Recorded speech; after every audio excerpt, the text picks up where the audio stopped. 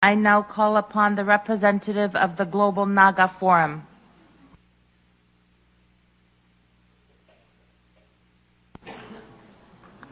Thank you, Honorable Chair. I am honored to address this forum today as a representative of the Unrepresented Nations and Peoples Organization, speaking on behalf of the Naga people. The Naga people are members of Unpo, a platform of solidarity committed to amplifying the voices of peoples and nations and securing their equal participation at a national and international level. For over 70 years, the indigenous Naga people living in northeast India and northwest Myanmar have asserted their right to self-determination.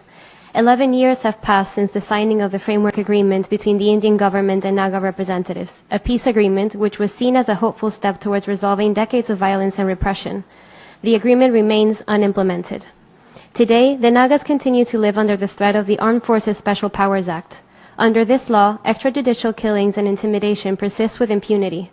Additionally, the recent construction of a border fence between India and Myanmar has led to the dismantling of the freedom of movement regime, severing ties between Naga communities divided by the border and depriving their rights to their ancestral land.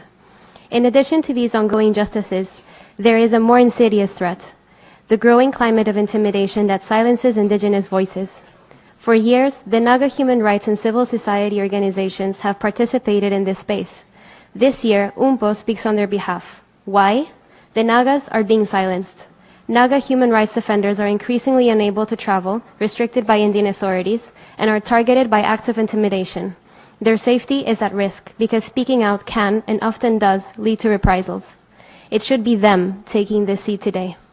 This silencing is not unique to the Naga people. It is part of a broader pattern around the globe where indigenous communities who seek to hold actors accountable are silenced by states.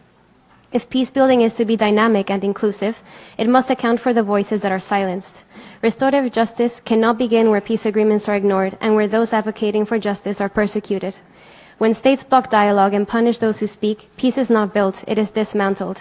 And in the case of the Nagas, this dismantling has undermined the prospect of a durable and peaceful resolution.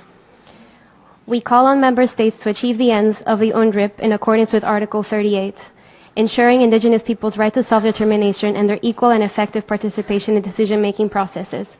Specifically, we call on member states to urge the government of India to implement the framework agreement, repeal the AFSPA, and reinstate the freedom of movement regime, and to uphold Articles 30 and 36 of the Declaration to protect the rights of the Naga indigenous peoples whose lands span international borders and to prohibit the militarization of their territories. Thank you. I thank the representative of the Global Naga Forum.